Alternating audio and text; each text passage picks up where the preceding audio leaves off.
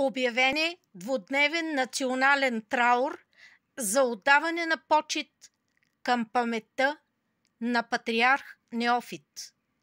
Преди 2 дни, на 13 март 2024 година, в сряда, късно вечерта, се представи в Господа Негово Светейшество българският патриарх и Софийски митрополит Неофит, първосветителят на родната ни света православна църква. Вечна, блажена и светла да пребъде паметта на светейшия наш отец Неофит.